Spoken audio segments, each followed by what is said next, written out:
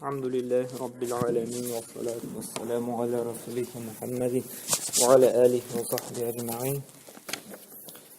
أما بعد bu hadis bizni İmam Ahmed jiyantığındakiler şolay sahih hadislerden indi. An Abdullah ibn Busrin degan sahaba ayta bir vaqtda Peygamber sallallohu alayhi vasallam yana bir kishi keldi de ham aytdi de faqala ya Rasululloh de inna sharaa'al islam qad kathurat alayna de. Ey Allohning elchisi de chinnaqda de shu islom dinidagi shariat hukmlari de bizga bek ko'p de.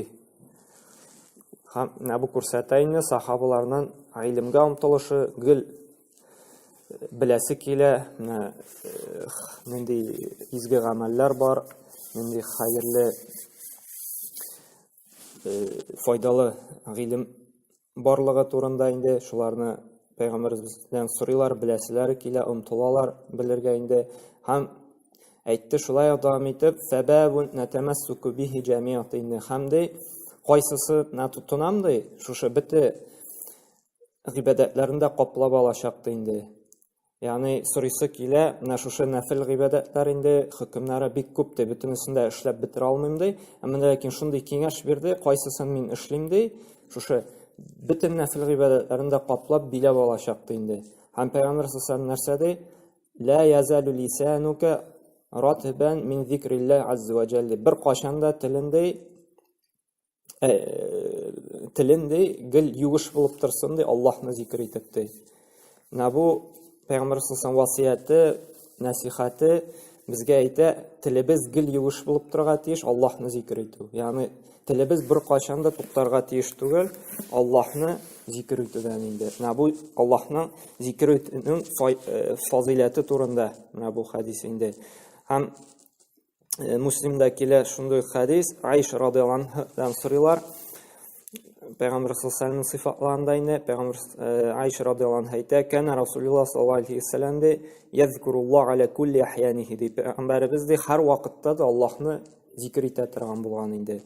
Ham nendigina holatda bo'lmasin, bosib turganmi, o'tirib turganmi, qoyadir bo'lsa-da borganmi, yotib turganmi, u gil Allohni zikr etadigan bo'lgan. Gil Allohni esda tutgan. Ham zikr etganda endi bizning til bilangina to'g'ri, masalan subhanalloh, alhamdulillahgina to'g'ri, butun jirimiz, qalbimizda, o'y fikrlarimizda Allohni zikr ettiradish. Alhamdulillah deymiz, biz o'ylarga tiyishmiz. Alhamd narsa olmoqdaymiz, Allohni nishin maqtaymiz. Alhamdulillah. Chunki u olamlarning xo'jasi, yo'qdan bor qildi, ne'matlantirib tura, turli rizqlar bergan. Onun havasını sulaymiz, onun yerinde yuribmiz. Shuni fikrlab, Allohni shuning uchun maqtaymiz. Zikr shu qalbdan shig'irga tiyish, qalbdan tilga borga tiyish. Anlar biz ularga fikrlarga tiyishmi? Subhanalloh deymiz. Subhan Allohni bütün kimchiliklardan da poklaymiz. Biti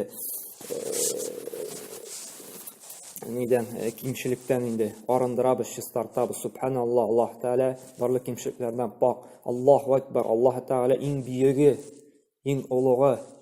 La ilaha illalloh, Alloh taolaning haqiqiy ilohotdan boshqa ibodatga loyiqli hech bir iloh zot yo'q.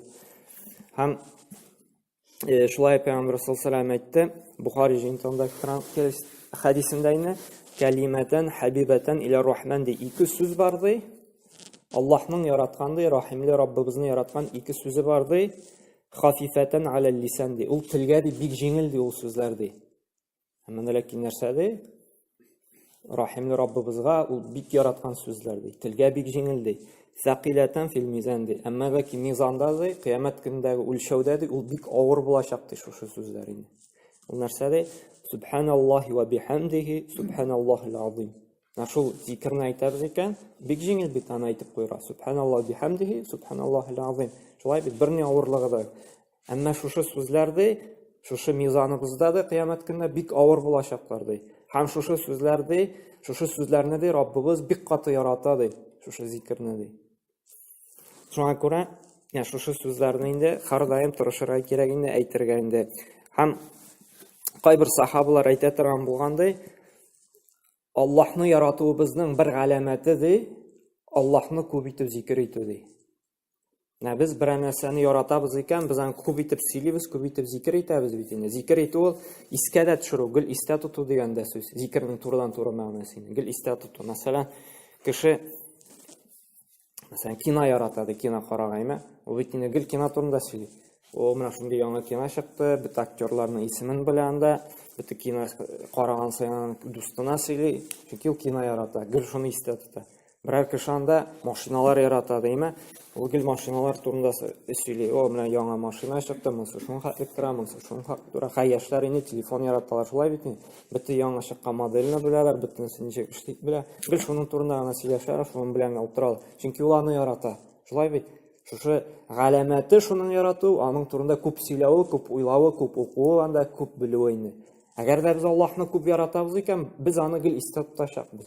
Gil uni zikr etashaqmiz. Bu g'alamat bo'lib turadi, biz Alloh taolani yaratamizmi, yo'qmi? Agar biz Allohni yaratmaymiz ekan, biz uni Allohning gabrigina esga olamiz. Shu masjidga kelib, shu namoz o'qib olamiz endi. Qaybiroqda Qur'on tutib o'qib olamiz. Ammo lekin haqiqiy yaratamiz ekan, shuni haqiqiy bilan gil masjiddan uyga qaytamiz, biz Allohni zikr etib qaytamiz. Subhanalloh, subhanalloh, alhamdulillah, alhamdulillah. Bitta shiratda turamiz ekan, biz unda bayalar qarab turmaymiz endi, keraklisini olamizda, shiratda turganda subhanalloh, subhanalloh, subhanalloh, Alloh taolani zikr etamiz. Lekin bit bozorlar turida ayrim zikr turida siylashirdi. Masalan, mashinada boramiz ekan, shulay Allohni zikr etib borib bo'lar. Alhamdulillah, subhanallah, la ilaha illalloh, subhanalloh bihamdihi, subhanallohil azim. La ilaha illalloh vahdahu la sharika lahu, lahul mulk va lahul hamd va huva ala kulli shay'in qadir. Ko'p zikrlar endi.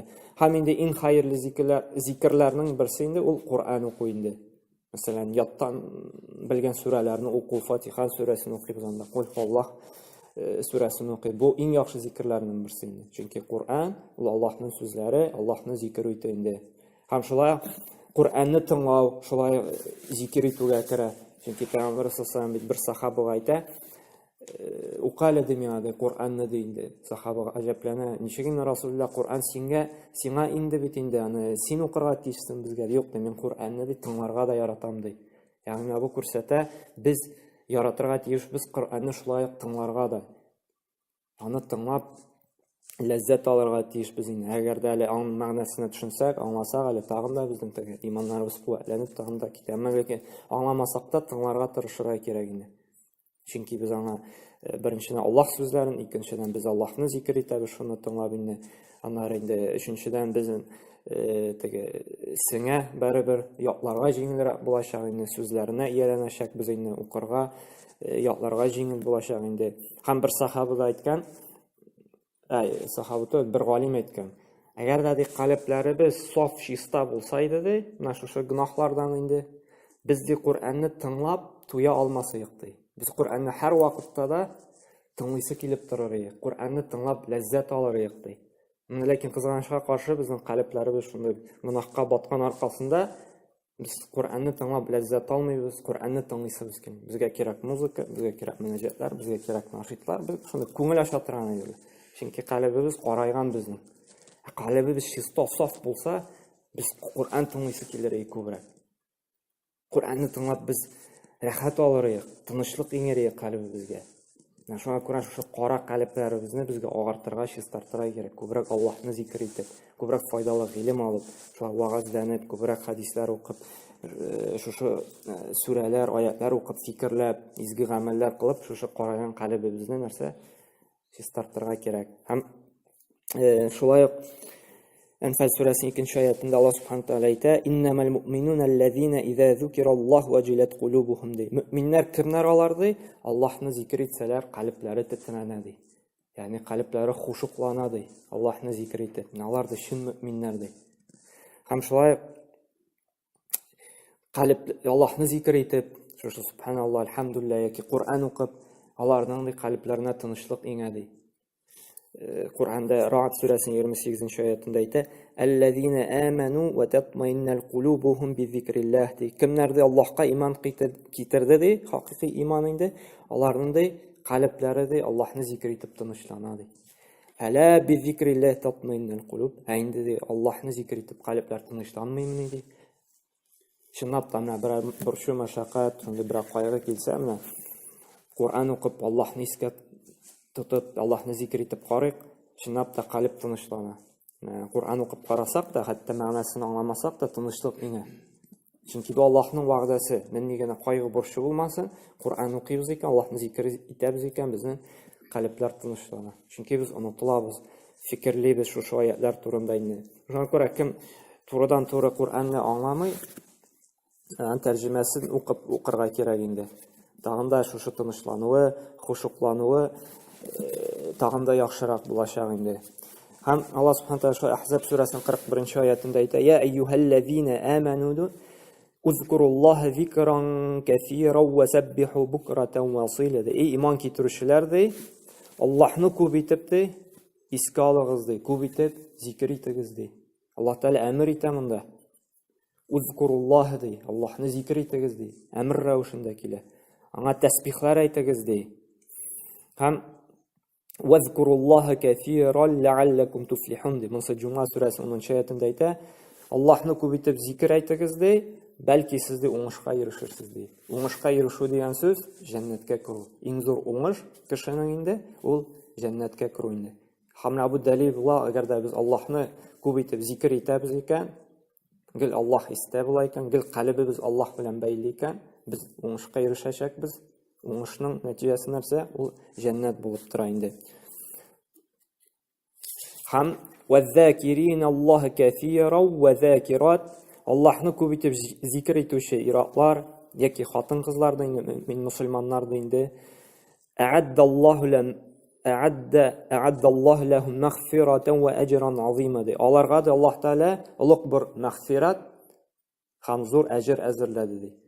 Шушы мин мусульманнардан инде, мусульман хатын-кызлардан, иратлардан Аллаһны күп итеп зикр итәләр икән, Аллаһ Тәала ди нәрсә ди? Бик зур әҗр савап әзерләгән ди аларга ди. Һәм инде мәгъфират, ягъни гынаһларыннан чистарыну әзерләгән ди инде кыямәт көнендә инде.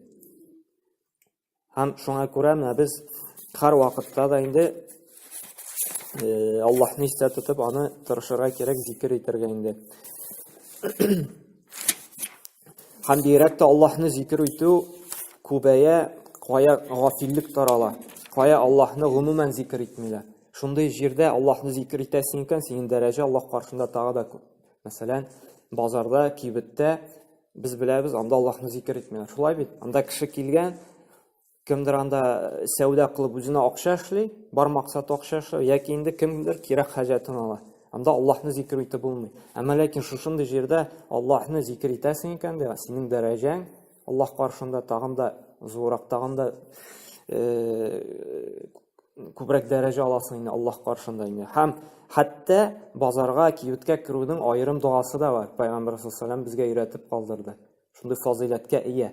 Аллаһны зикр итәбез икән, кибеткә кергәндә инде, яки базарга кергәндә инде. Һәм моны якларга белергә тырышырга кирәк инде. Бу безнең инде Тирмизи җыентыгында килә. Гафиллек таралган җирдә ди, Аллаһны зикр итү ди бик зур фазиләткә ия ди инде. Һәм Пәйгамбәр саллаллаһу алейхи ва саллям әйтте ди: "Ман дахала суқан юсахи фиха ва юбаа фaqal ди". Кем ди базарга кирсә ди, кая саталар, кая алалар ди, ул әйтсен ди: "Ла илаха иллаллаһ вахдаху ла шарика лах, лахул мулк ва лахул хамд, юхи ва юмит, ва хуа хайю ла ямут, биядихил хайр, ва хуа аля кулли шайин кадир" ди.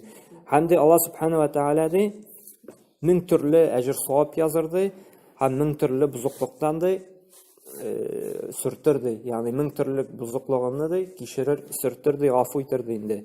Һәм шулай Аллаһ каршында да бик зур дәрәҗәләргә күтәрер ди. Әгәр дә базарга, кибеткә шушы зикерне әйтеп кирсәк инде. Ла илаха иллаллаһ ди. Аллаһтан башка гыйбадәткә лайык һичбер илаһи зат юк. Ла шарика лах, аның берни тиңдәше дә юк. Лахул мулк, ягъни ул гына шушы дөньяның патшасы. Ул гына бөтен байлык хас. Валахул хамд, һәм аңа барлык мактаулар. Юхи ва юмит, ул гына терелтә һәм ул гына үтерә. Ул гына тере һәм ул бер кайчан да үлми. Һәм бөтен хәерлелек аның кулында.